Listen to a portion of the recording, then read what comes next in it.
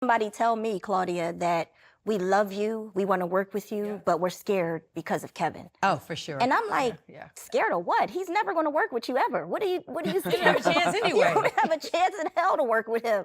So I don't understand what you're scared about. And but that's that mentality in Hollywood. Like we have to pick a certain side. They do. And so when me and him, I did the last episode of House Husbands of Hollywood.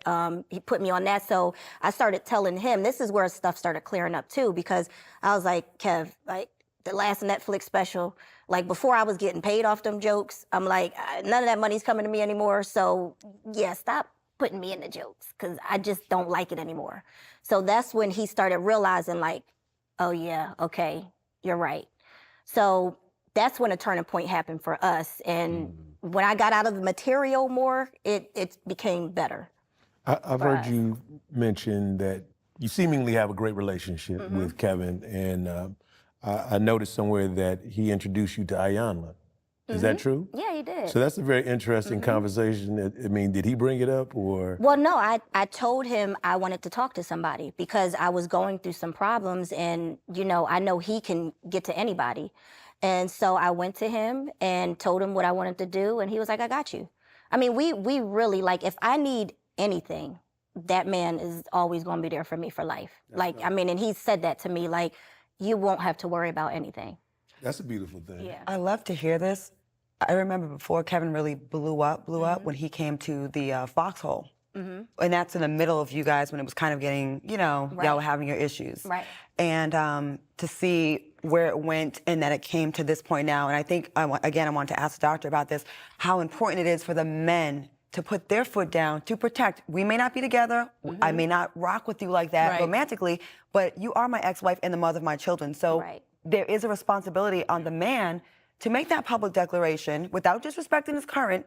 But how important is that? Because I think until that's done, it seems like it would have kept going for y'all. Yeah, I think it's really important in terms of, again, if we're thinking this is about a family, not just about, one of the things I've been thinking about from both of these conversations is a breakup, there's always a grieving, right? It's like it's the death of a relationship. Even if it was a bad relationship, you still got to go through that grieving. You were talking about stepping into the elevator and hearing a song, right? It's like, right? Or a birthday comes up or Christmas comes up. You got to go through all those things. And then there came a time when you looked up and you were through it. So you were through with the grieving, right? And I think sometimes people don't realize that that's what it is. And so they're always in this combat mode, right? But, the thing that I'm really hearing from both of y'all, I'm not in this life. So the idea that, your husband's being famous really blows back on you. It would be really important, because it's about more than just that relationship. It's about, again, your children, right? How they're affected, right? If my children's mom is getting affected by bad publicity, that's affecting my children too. The child, yeah. So definitely I would need to step up and do something about that. So maybe when they become as mature as you are, I I think that'll be a helpful. I'm not being serious. No shade, no tea, no shade. But I think there's something to be said about your maturity level and your mindset about that, because I don't even know if all that has been thought about. Totally. You're not there yet. It's growth. Not that far. That's pretty far. That's good. That's like. Because honestly, one tweet That's from cool these by people y'all can level of getting really along. He got some- make your lives miserable or change things, right? One tweet, one post from these men Would help. Would Oh help. Would my help y'all. God. Because before I met you, I That's heard amazing. That's really funny. I've It's true. actually said that. one tweet. Before I met you, I heard the stories about it, and then I met you, and we've hung around each other, and you're nothing like what they try to put out about you. You're so difficult, and the issue, it's not that. It's you're dealing with the wrath of fans, and then a person that may not be as willing when you wanted them to and when they should have to put that out there and stop it. It's like when you see a celebrity that has crazy rabid fans and you see them attacking people and you don't put your foot down, you're letting it happen. Right. That's true. You are co-signing that behavior until you defend. Well, then I think in their case, to their defense, the position is, I didn't know it. I didn't see it. I don't pay attention. I'm like, you pay attention. Everyone sees it. You pay attention. Come on. Yeah, everyone You're not does in a see hole. it. Yeah, but that's like going back to what Tamika's saying, maturity. And you know, sometimes they may not, in that instance, want it to do it. You know, especially if you're going through suffer. a breakup. Yeah, you know, and that's just human nature. I hate to say it, but it's human nature. But you know, as you do get older, because it did happen with us, the more we both got more mature and understood what we were really doing it for, that's when it started changing. So blending your future family, so to speak, and I know oftentimes it's on the woman to have to deal with, okay, he's moved on, and certainly you have very public exes, but you know, do you ever face men that you may be dating being intimidated by who your ex was, or Hate it. not feeling like, okay, I know this is gonna be good. We need to unpack this. Like, but feeling as if they can't necessarily really build with you because of this other individual. And what do you have to do to, you know, offset that? Well, I've dealt with it with men saying, man, when I get rich, I'm coming for you, Torrei, or, you know, like, dang, I don't make enough. I'm like, did I ask you for your money? Right. Did I bring up money? I don't Mine's get like, that. I can't dance, but like, did I ask you to dance? Did I ever say anything about? No, I've heard that even in the gym. Like, oh, I know who your ex is. I know who. I be like, if you don't calm down, Right. But call security. Imagine I'm trying to tell a joke, and I'm like, God. yeah, that didn't hit. Sorry, that's a bomb. You're no Kevin.